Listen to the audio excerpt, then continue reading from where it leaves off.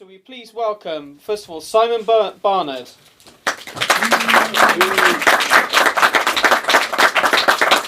Acting sensation, and he paid me £10 to say that, David Benson. And finally, thank you everybody. The most famous writer in the world, but he can't make it, so we've got Paul Magrs instead. Will do. Welcome, gents. Thank you. Thank you. So what do you think of the venue? Well, is it true that Charlie Chaplin was forced to break stones here or something? I have no This idea. is the workhouse, in which, or could be the one in which Charlie Chaplin, in his early years, was. I mean, it's incredible that it's still here. And when you imagine what the life must have been like for the people who actually were forced in here. Well, it might be coming back soon. They might need it again, the way things are going. So, shoot, Ian. yes, Come on, okay, ask right us then. some nice. So, Simon, Yes. how was Cosmic Hobo created, and where did you get the name from? Well, some people here might know that. Answers that question. Okay, so we'll just move on. I was working at Radio 1 and I was making documentaries. And over the years, I started getting more and more drama into my documentaries. And David was actually in one of them, which was something about the British film industry.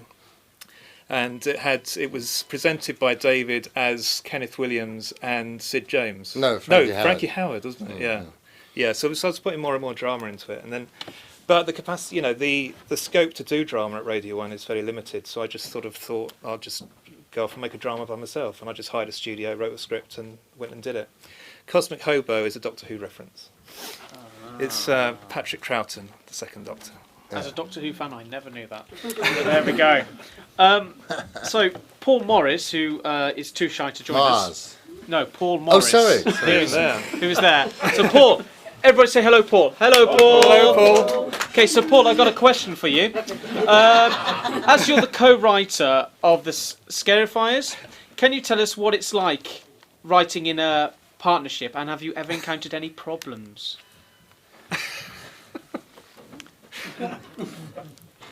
Apart from answering questions. Stop playing with your nozzle. Could you ask Simon that first? Simon, Yes. same question. What was it? Writing a partnership. Writing in partnerships, and have you ever encountered any problems? Well, What's the good side and the bad side to writing in partnerships? The good side is that Paul has a way with language that I just don't. And I have a way with plotting. I think it's fair to say that Paul doesn't. And so we just play to each. So we've each got strengths, and I'd find it hard to do this by myself, and I think Paul would as well. So that's it really. Okay. Well, that's how Galton and Simpson and many comedy writing partnerships work. They play to each other's strengths and they bolster each other's. They bring out the best in each other. Because plotting, as someone who's written myself, I find plots really difficult to come up with. So. And yourself, Paul, obviously as a writer. Having read some of your stuff, Paul. Yeah. So do you two? I mean, do you meet and talk it over, or do you do it all on the? We meet occasionally in the pub, and then can't remember what we said the next day. So it's all slightly pointless. And then the rest of it's on email. So Right. yeah. Incredible. David, you've appeared in every episode of the Scarifiers so far. What keeps you coming back, and what are they blackmailing you with? Is it like some naughty photos, or is it something else? No, like any actor, I never say no to anything, particularly if there's money involved. But also, I love the series. My involvement came, as Simon said, when I was called in fairly randomly to do this documentary that you were doing, which was Kenneth and Frankie, and I'm known for doing one-man shows about dead camp comedians, amongst other things. So, of course, that was great. But then what you hope happened, and usually doesn't, did happen in that I was remembered. Simon, when he was planning this series, thought, well, here's somebody who can do voices, and, I can make use of him. And you always hope that people will remember you, but usually there's so many actors out there. So a lot of it is the work one gets is somebody who's worked with you and who remembers you and brings you back.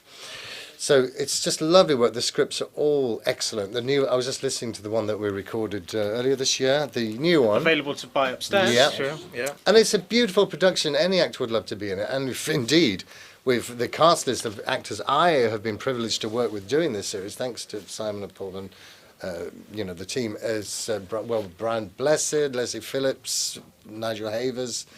Remind me, well, of course, we've got David Warner. It was wonderful doing scenes with David Warner, Philip Maddock, the late Philip Maddock, and many others. And obviously, the great actor David Bickerstaff. Everyone. Ah, yes. yes. Well, who plays his parts and it really gives it everything, So, to listen to them, as I was listening to this one just now, the music is so beautifully done, and the sound effects, the mise en scène, as I suppose posh people would say, it's just a glorious production to be in, and it's as good as anything you'll hear produced by the BBC. Or Big Finish, indeed, and it's really Simon's baby, which I think is incredible, that he's done it all by himself with the help of his team. But amazing.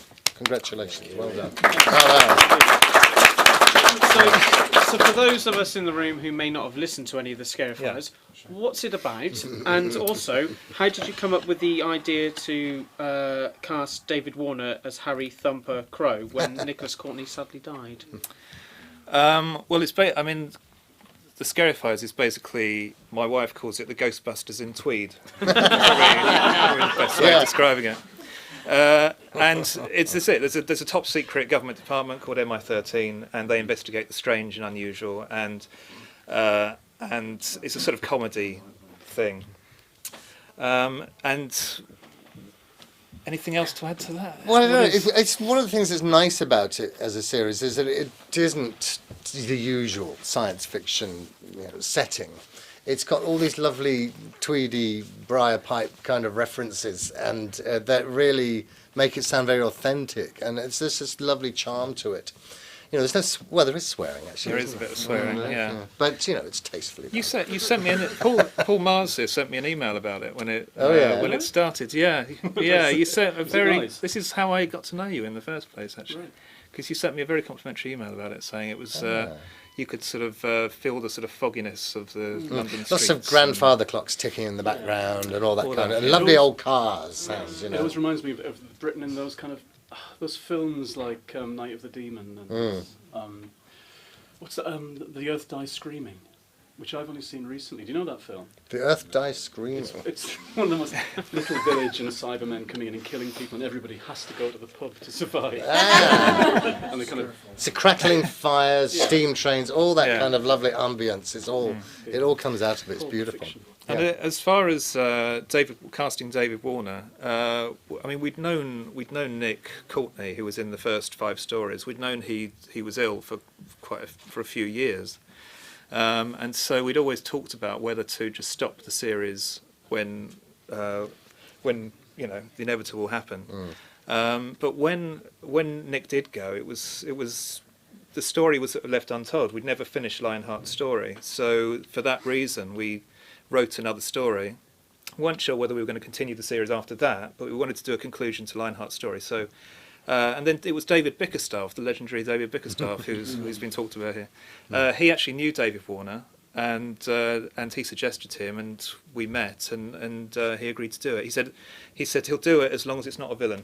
Because he plays all he does is play villains, so and that's how he got David. So he's a hero of villainous qualities, isn't he? Because he's not always nice, but utterly charming, and he's a lovely brilliant. guy. Yeah. My God, you just learn so much from working with someone like him. Wonderful actor. Paul, you've written a new range for Cosmic Hobo called Vince Cosmos, available to buy upstairs. Yeah. What can you tell us about it, and what can't you tell us about it? I can tell you anything you want to know. Well, I'm always looking for new stuff to do and new places to do it, new kind of ridiculous ideas that I want to try out.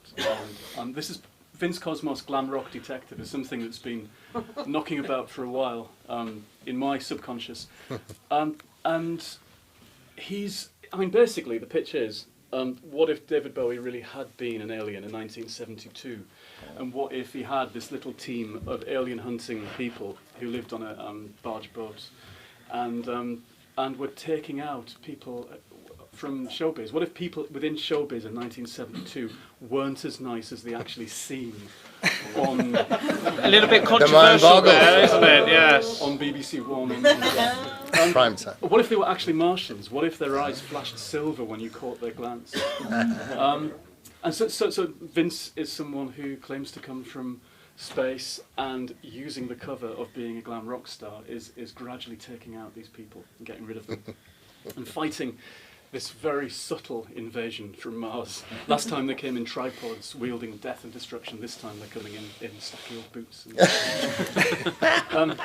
So the whole thing, and we Screams approach for television, doesn't it?